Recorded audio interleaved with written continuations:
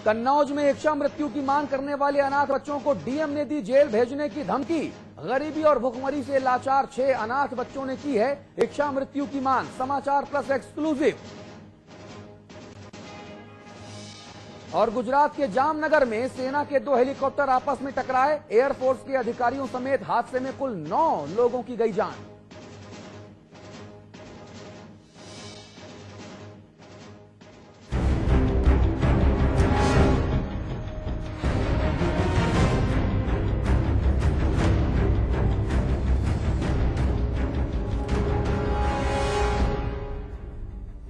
और अब बात उनकी करेंगे जो चलाते हैं सूबे की हुकूमत, जिन पर दारोमदार है सरकार की नीतियों और योजनाओं को जनता तक पहुंचाने का। जी, बात नौकरशाहों की हो रही है जो अब बेलगाम हो गए हैं।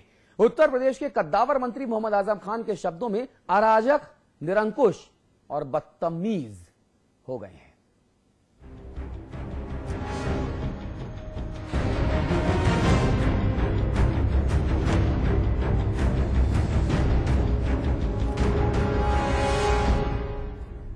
अमिताभ अग्निहोत्री जी इस मुद्दे पर चर्चा करने के लिए हमारे साथ हैं। हमारे साथ राजधानी दिल्ली से वरिष्ठ कांग्रेसी नेता और प्रबुद्ध राशिद मसूद साहब हमारे साथ जुड़ रहे हैं दिल्ली से।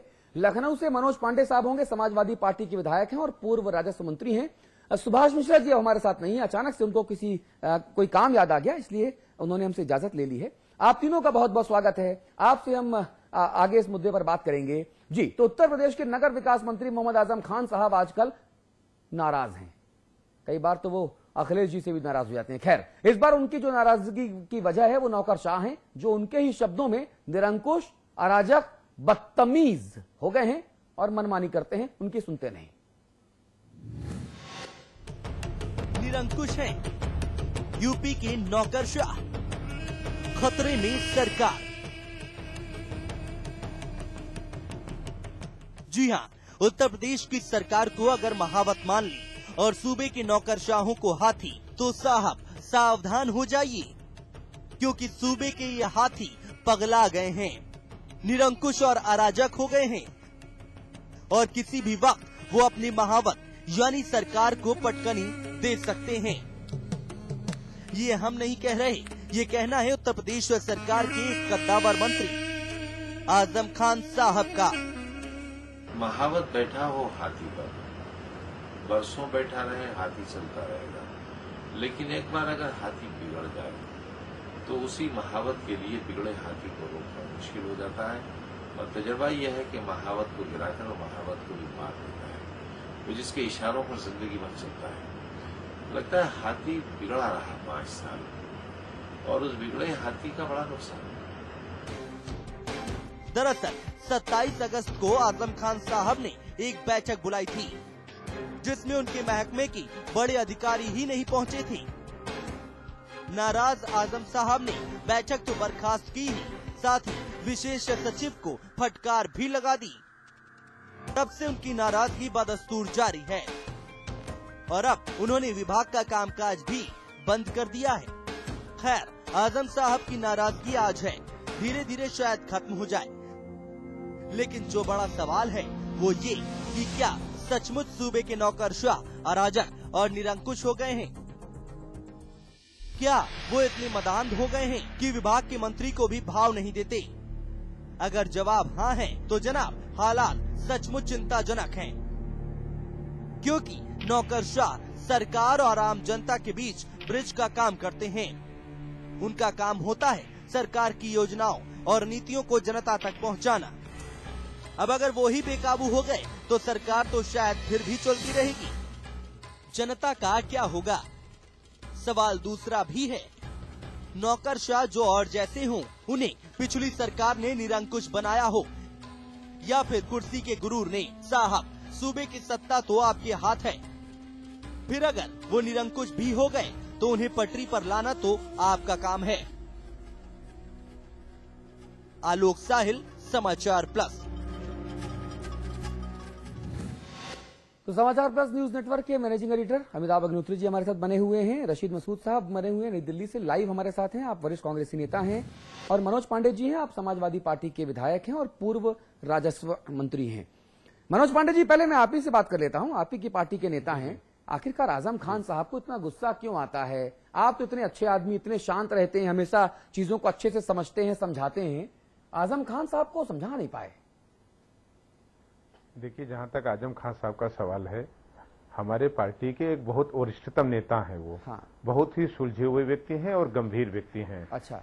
और जहां तक अधिकारियों पर गुस्से की बात है, लोकतंत्र में कभी नौकरशाही हावी नहीं होनी चाहिए। अच्छा। और आजम खान साहब ने सदैव इस चीज का प्रयत्न किया है, यत्न किया है सारी सरकारों में 89 से लेकर के आज तक कि जो जनहित के कार्य हैं, जनहित को लेकर के जो बैठकें और मीटिंगें बुलाई जा रही हैं, उसमें अधिकारी अनुशासित रहें, समय पे आएं और जन कल्याणकारी जो योजनाएं हैं उनका क्रियान्वयन हो सके जी। और आजम खान साहब ने जो अधिकारियों को फटकार लगाई, जैसा समाचार पत्रों में आया है या मीडिया के चैनलों में आया है, तो उन्होंने सही लगाई। अगर अधिकारी माननीय मंत्री की बातों को नहीं सुनेगा, अनुशासित नहीं रहेगा। आपकी बात ठीक है, आपकी बात बिल्कुल सही कह रहे हैं। आपकी देखिए, जब नौकरशाही बेलाग हो जाती है तो चीजें बिगड़ जाती हैं। लेकिन आजम खान साहब जब शाब्दिक अभद्रता पर उतर आते हैं तो कहीं ना कहीं उनका इकबाल और जो उनकी गंभीरता, जो उनकी बुद्धिमत्ता, वो भी तो कम होती है। बदतमीज कहीं के, निकल जाए यहां से, जुबान चलाता है, इस तरह के शब्द अगर आप इस्तेमाल करेंगे भरी मीटिंग में किसी IAS IPS या किसी अधिकारी को, पांडे जी सुन तो लीजिए, तो कहीं ना कहीं जनता के बीच में गलत मैसेज जाता है। आप कैमरा बंद करके जो चाहे कीजिए, लेकिन जब सार्वजनिक तौर पे चीजें आती हैं ना, तो सरकार का इकबाल कम होता है। अखिलेश जी इतने प्यार से बात करते हैं, मुलायम सिंह जी इतने अच्छे से बात करते हैं, फिर आजम खान साहब तुनुक मिजाज क्यों? देखिए, जहां तक आपने दो चीजें कही, एक तो आपने कहा कि नौकरशाही बेलगाम हो गई है। हाँ। मैं कह सकता हूं कि कहीं उत्तर प्रदेश में जो सरकार चल रही है वो माननीय मुख्यमंत्री जी के पूरे नियंत्रण में है, पूरे अनुशासन में है। अच्छा। कोई व्यक्ति कोई बेलगाम हो सकता है। हाँ। अब व्यक्ति अगर बेलगाम होता है, अनुशासनहीनता करता है, जनहित के कार्यों में बाधा बनना है, उसके लिए सरकार है और सरकार को कार्रवाई करने के अधिकार हैं। ठीक है। जहां तक आपने दूसरी बात आपने अभी कही कि उन्होंने उन्हें डांटा और कहा, तो मैं नहीं समझता उन्होंने कोई असंसदीय बात या कोई गाली दिया। हाँ। उन्होंने गुस्से का इजहार किया। अच्छा। और वो सरकार के मंत्री हैं, विभागाध्यक्ष हैं। जी। मैं ये नहीं कहता हूं। रशीद मसूद साहब के पास चलते हैं। रशीद मसूद साहब कहते हैं कि क्षमा बड़न को चाहिए, छोटन को संताप, लेकिन जब बड़े ही उत्तर प्रदेश की भाषा में कंटाप बजाने लगे, शाब्दिक कंटाप बजाने लगे, तब क्या होगा? व्यवस्था पूरी चरमरा जाएगी। कभी आप अखिलेश जी से नाराज हो जाते हैं क्योंकि आपको मेरठ का प्रभारी मंत्री जो है वो नहीं बनाया जाता। कभी आप नगर आयुक्त NP सिंह लखनऊ को हटाने के लिए आप एकदम बच्चे की जिद ठान लेते हैं कि साहब मैं तो चांद लूंगा, मैया मैं तो चंद खिलौना ले हूं टाइप का जो मामला है, जो ये मानसिकता है, जिद्दी मानसिकता, ये कहीं ना कहीं दिक्कत हो रही है क्या?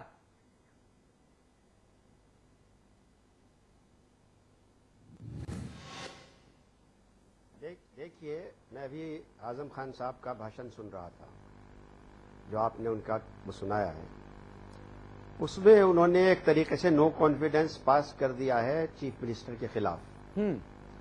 और उन्होंने कह दिया है कि चीफ मिनिस्टर का कोई कंट्रोल नहीं रहा महावत का हाथी पे, और अब हाथी पे लगाम हो गया है। हाँ। और महावत को जल्द मारने वाला है। हाँ।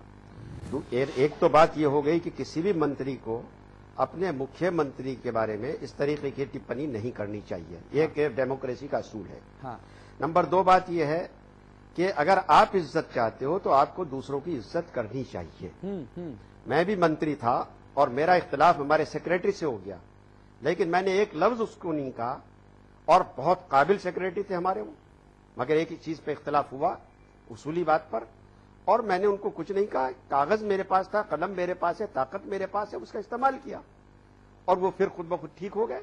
और जब रिटायर हुआ तो उन्होंने मुझे ये एक लेटर लिखा कि मैंने अपनी 33 साल जिंदगी में आप जैसा मंत्री नहीं देखा है। हाँ। यानी उस शख्स ने लेटर मुझे लिखा जिसके खिलाफ मैंने एक्शन लिया। जी। तो गालियां देने से कोई मतलब यह है कि हम एक मंत्री की हैसियत, रिप्रेजेंटेटिव की हैसियत से बैठे हैं। हाँ। हमारी ताकत हमारे अंदर नहीं है। जो झंडी लगती है हमारी कार पे, ताकत उसकी है। और हम इस गलतफहमी में रहते हैं कि जब वो गाड़ी चौराहे पे से गुजरती है तो जो सलूट मारता है सिपाही, वो हमें मार रहा है, वो मार रहा है उस झंडी को है। हाँ। तो जब तक हमारे दिमाग में बात नहीं बैठ जाएगी और जब तक हम ये नहीं सोच लेंगे कि मुख्यमंत्री को चलाने दे प्रदेश को। हाँ। हाँ। यहाँ होके आ रहा है उत्तर प्रदेश में कि मुख्यमंत्री बेचारे सेक्रेटेरिएट के पंचम तल के इंचार्ज हैं, वो मुख्यमंत्री नहीं है आज की डेट में। इसलिए बार बार फैसले बदलते हैं और यही लोग हैं जो उनसे फैसले बदलवाते हैं उनको भी साथ भी इसी तरीके का व्यवहार करते होंगे। हाँ हाँ और बच्चा है बेचारा, उसे करने दो, सीखने दो, चलने दो आगे। हाँ आपने तो पूरी जनता ने जला के भेजा है, हमें पता है कि जो वादे किए हैं वो पूरे नहीं होंगे। हाँ। लेकिन उनका मंत्री, सबसे काबिल मंत्री, वो ये बात कहता हो कि हाथी पे लगाम हो गया है और अब महावत को पीटने मार गिराने वाला है। हाँ। तो मैं नहीं समझता हूँ, ये तो बेतहाशा से शर्म की बात है जी। हमें इज्जत अमिताभ अग्निहोत्री जी हमारे संपादक हमारे साथ हैं। अमिताभ अग्निहोत्री जी, जिस महावत को हाथी के द्वारा पटक कर मार डालने की बात की जा रही है, वो महावत आजम खान साहब के हिसाब से कौन? मेरे हिसाब से तो अखिलेश जी और मुलायम सिंह जी ही हैं जो सरकार और पार्टी के सुप्रीमो हैं। अगर आप सरकार की बात करते हैं तो अखिलेश जी हैं, अगर आप पार्टी और सिस्टम की बात करते हैं तो मुलायम सिंह जी हैं, और मुलायम सिंह जी के जो सबसे करीबी अगर कोई नेता माने जाते हैं तो वो आजम खान साहब हैं। आजम खान साहब को ऐसा बयान देने की जरूरत कहां से आ पड़ी? आप खुद सरकार हैं भाई। अतुल, मुझे लगता है कि इस बहस में एक कोण और बाकी है, हाँ, जिस पर चर्चा होनी चाहिए। जी, जी। और हम लोगों ने विशेष रूप से जब इस प्रसंग को आज उठाने की कोशिश की तो इस और ज्यादा फोकस दिमाग में रहा कि ये कोण उठाएं, बात हो इस पर, जनता के बीच में जाएं। आजम खान ने कहा कि प्रदेश की ब्यूरोक्रेसी अराजक हो गई। ये बड़ा बयान है। हाँ। आजम खान की नाराजगी, व्यक्तिगत समस्याएं अलग अलहदा रखें, एक बड़े कैबिनेट मिनिस्टर ने कहा कि ब्यूरोक्रेसी अराजक हो गई। हाँ। मैं मानता हूं कि सरकार के स्तर पर इस बात की या तो इसका स्वीकारोक्ति होती या इसका खंडन होता। ठीक है। अगर देश के सबसे बड़े सूबे की ब्यूरोक्रेसी निरंकुश, अराजक, बदतमीज हो गई तो ये पूरे देश के लिए खतरे की घंटी है।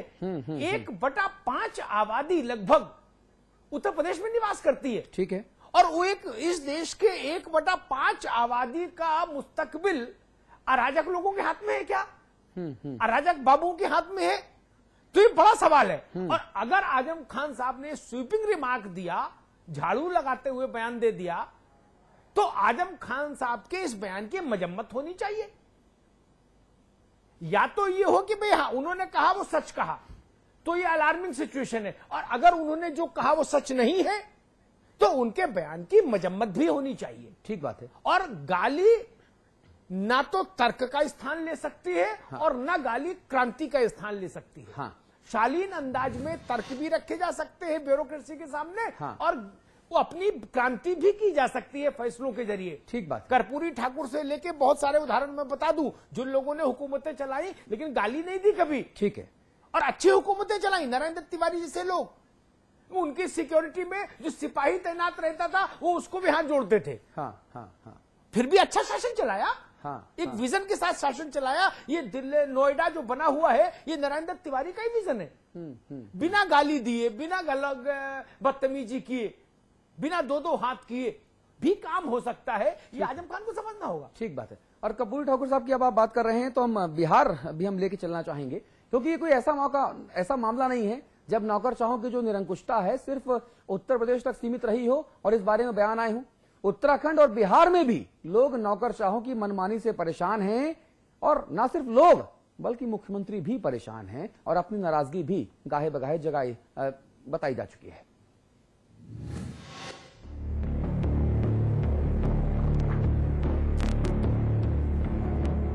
निरंकुश नौकरशाही से सिर्फ उत्तर प्रदेश या यहाँ के मंत्रीगण ही परेशान नहीं हैं। कमोबेश ऐसे ही हालात उत्तराखंड और बिहार में भी हैं, जहाँ नौकरशाह वर्ग की मनमानी से न सिर्फ आम जनता परेशान है बल्कि वक्त वक्त पर सरकारें भी इस पर चिंता जताती रही हैं।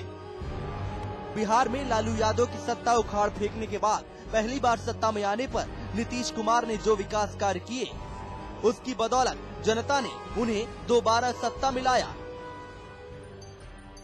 लेकिन उनका ये मुगालता जल्द ही दूर होने लगा कि सूबे की जनता खुश है।